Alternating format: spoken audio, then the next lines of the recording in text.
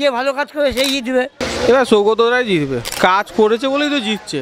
সবসময়ের জন্য কাছের মানুষ আমাদের। শোনা যাচ্ছে সুজন চক্রবর্তী এগিয়ে থাকবে। সৌগতরার উপরে কেউ নেই এখানে। কেউ বলছে তৃণমূল সৌগতবাবু হয়তো সামান্য মার্জিনে বেরিয়ে যেতে পারে।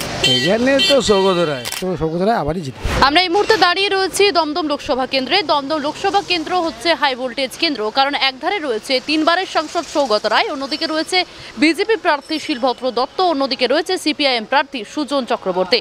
এখন আমরা শুনে নেব আম জনতা কি বলছেন, কাকে চাইছেন দমদম লোকসভা কেন্দ্রে আবারও। চলুন শুনে নিই। যে ভালো কাজ করে সেই জিতবে। 5 বছর তো দেখা যাচ্ছে তো আমাদের দিদি কাজ করেছে।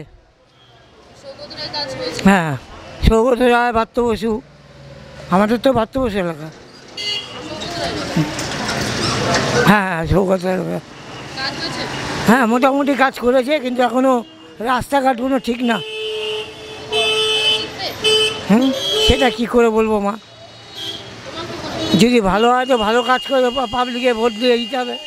এখানে তো সৌগত রায় কাজ, রাস্তাঘাট সবই কাজ হচ্ছে। না, এখন আর জলের কষ্ট অতটা নেই। এবার সৌগতরাই জিতবে, কাজ করেছে বলেই তো জিতছে। সবসময়ের জন্য কাছের মানুষ আমাদের। যখনই কোনো কিছু হয় আমাদের দ্বারা বিধায়ক বলো, এখানকার যে প্রাপ্ত বসু, কাউন্সিলর থেকে সবাই মোটামুটি আমাদের কাজ করে। যখন যাকে ডাকি সবসময় তাকেই কাজে পায়। হচ্ছে কোনোটা তো কারো সমস্যা আছে বলে মনে হয় না। রাস্তাঘাট, জল, সব কিছু, আলো, সবই তো কাজ হচ্ছে। খুব টাফ কম্পিটিশন হবে, খুব টাফ কম্পিটিশন হবে। তিনজনেই মানে ত্রিশঙ্কু টাইপের সম্ভাবনা হয়েছে, মানে তিনটি প্রতিযোগীর মধ্যে প্রচণ্ড টাফ প্রতিদ্বন্দ্বিতা হবে।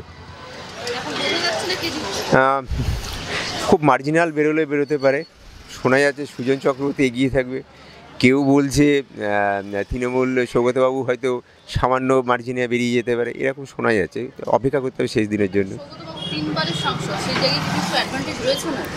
না, মানে তৃণমূলের এই এখন যে অবস্থা, সেই অবস্থাতে অ্যাডভান্টেজের কোনো জায়গা নেই। এত নেগেটিভিটি তৈরি হয়েছে, তাতে করে অ্যাডভান্টেজের কোনো জায়গা নেই।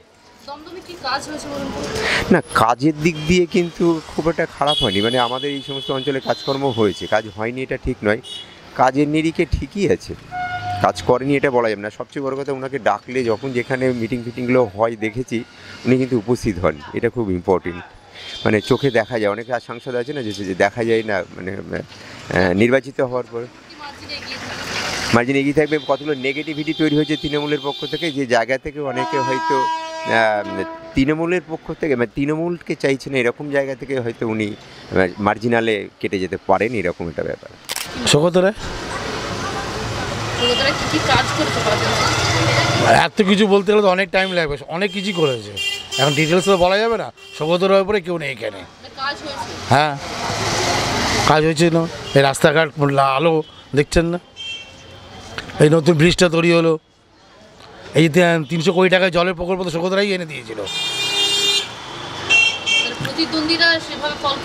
প্রতিদ্বন্দ্বী তো গতিতে নেই, করবে কি? না, কোনো অপশানই নেই। 2009 সাল থেকে এই বছর লোকসভা 4 বছর হলো সৌগত রায়কে আমরা পেয়েছি। খুব কাছের মানুষ, আর ও এমন একজন মানুষ, যখন ডাকে ওকে তখনই সবাই পায়।